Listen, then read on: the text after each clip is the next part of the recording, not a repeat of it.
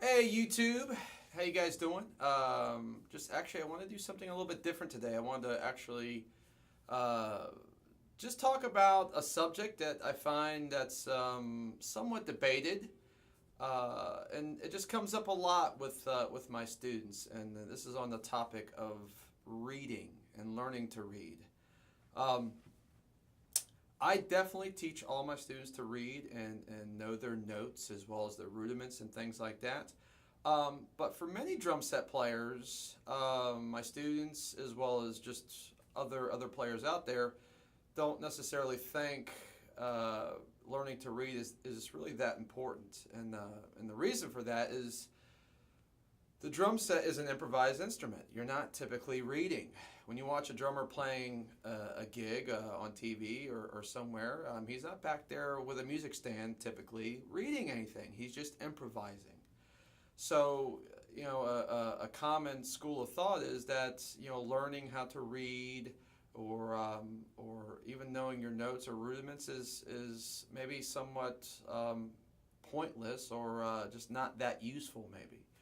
Um, so I kind of want to give my 2 cents on this subject because it gets brought up a lot amongst my students, and I think it's an important one to address. All right, and the idea is the schooled version of learning the drum set versus just learning by ear, just kind of teaching yourself. Not learning notes, just we'll call it the ear, using your ear versus the schooled version or music theory version, which includes learning your notes, learning to count, um, learning your rudiments, those kind of things.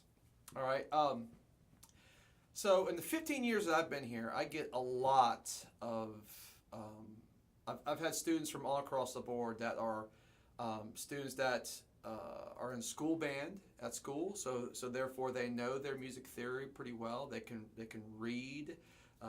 They're good. Their timing is good. They practice to a metronome. Because in school band or orchestral music, you're not improvising, right? You're reading a pre-written part that the composer has written down for that instrument. So you're not making the part up. You read what the composer has written down.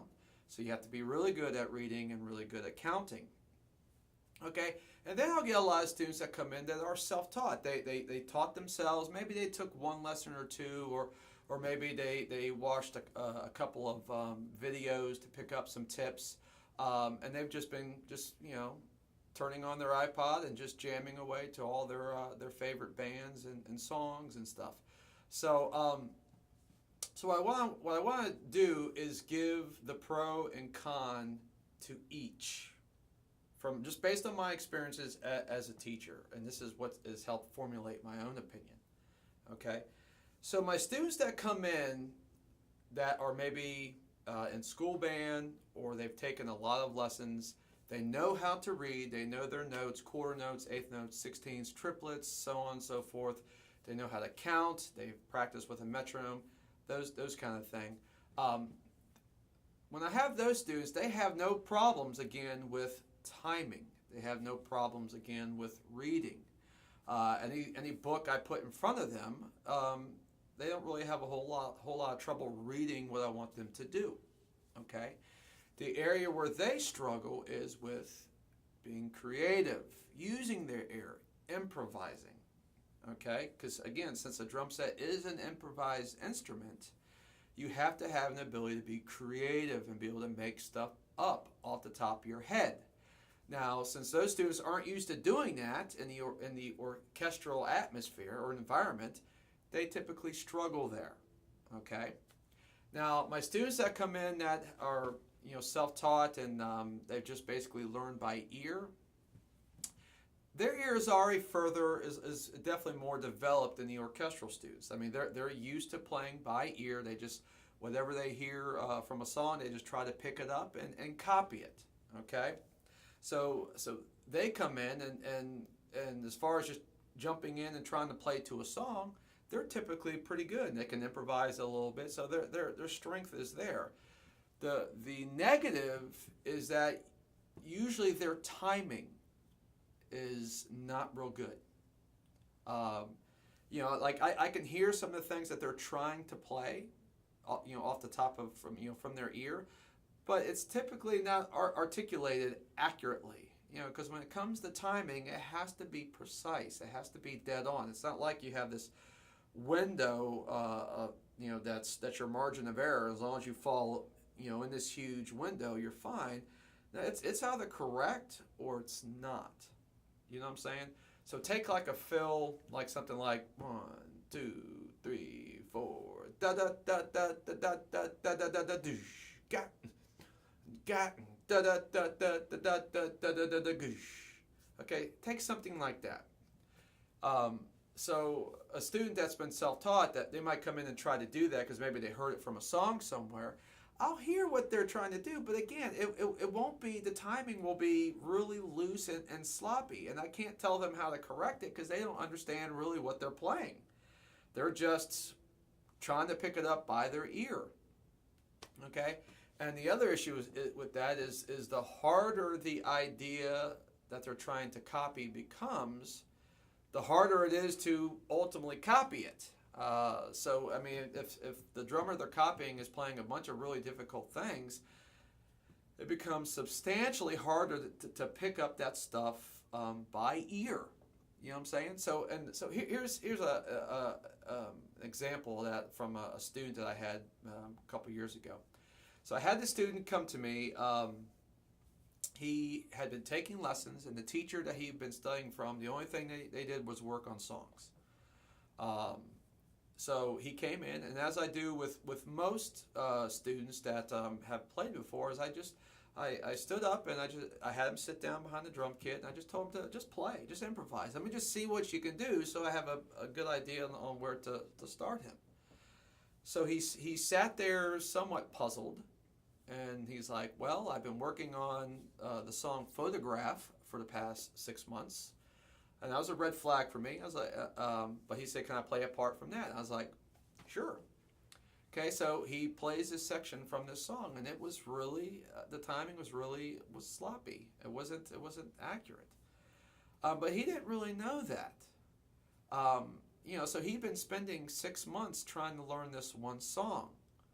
When he would have been better off learning how to play the instrument, and that way he could, ultimately play any song that he wants. So long story short, I'm kind of going off on a tangent. Both perspectives aren't the ideal way to do it. They're better together. You know what I'm saying? And instead of just doing one or the other, I think they're both meant to be a package deal. I think that's the most ideal situation. My background is very schooled. I was in orchestral band, marching band, drum corps. Through school, I played in bands outside of school. I took lessons. I went to college and studied. So I come from a very schooled background. I learned how to read and count. I learned all my rudiments and things like that. All that stuff is important. But at the same time, especially on a drum set, developing your ear and listening to a lot of music is also important, in practicing, improvising, and being creative. So I think it's important to use both as opposed to one or the other. So that's really kind of my stance on it. I find that if you know how to read, you understand your notes, you're gonna articulate what you're trying to say on the drum set better because you know what you're saying. You know what I'm saying? I think that's important. If you understand what you're trying to play, or you could even write it out for somebody if you wanted to, you're going to be able to articulate those notes, I think, in a more precise way because you know exactly rhythmically what you're playing and how it relates to the quarter note. I think that's really important. And also, again, the other issue, if you cannot read, is the harder the ideas become, and I said this a little bit ago, the harder it is to just pick it up by your ear. You know what I'm saying? You might still get it if you sit there and listen to whatever you're trying to copy over and over and over and over and over. You eventually will probably pick it up, but it's going to take longer and longer and longer. Okay? But if somebody just wrote down whatever it is, I could sit there and read it in 10 seconds. So really reading, it increases the learning speed. You know what I'm saying? Again, you're using your ear, but you're also using theory at the same time. So that's really kind of my my opinion on this. I don't think there's a universal right or wrong. I think you need to just kind of learn however you think is best for you. But I really feel having a good handle on both music theory as well as ear training is the ideal way to go. And also, just to touch upon your rudiments, man, your rudiments are your ABCs. Learn them, okay? They're a one-stop shop for all your drumming needs. They're going to develop your vocabulary because everything you're going to play on any kind of drum is a rudiment, whether you realize it or not, okay? So they're going to develop your vocabulary. They're going to develop your hands, all right? The better your technique and your hands are, the better you're going to articulate what you're trying to say on the drum set, okay? And that doesn't mean just difficult passages. That means simple passages as well. You're going to play them more fluid, more precise, more in time, okay? So knowing your rudiments is also important, even if some of the rudiments you're not even using on the drum set. That's okay. They're going to make your hands better. All these things are pieces to a bigger puzzle that I think just doesn't work as well if you leave out some of these pieces. So anyway, I hope that made sense. It's just a topic that it's debated a lot amongst drummers, and I've had it come up a ton from students over the years. I just want to know, why do I have to learn how to read? Why do I need to know how to count? Why do I need to know how to do these stupid rudiments? So I hope that helps, and stay tuned. I'm going to be definitely doing some more videos for beginners, intermediates, advanced. Some more drum Jeopardy or drum trivia. I haven't decided on a name for that.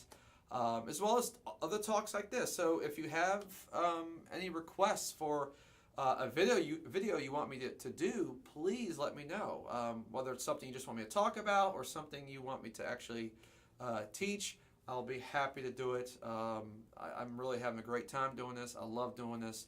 So just let me know. Okay, and we'll see you guys soon. All right, take care.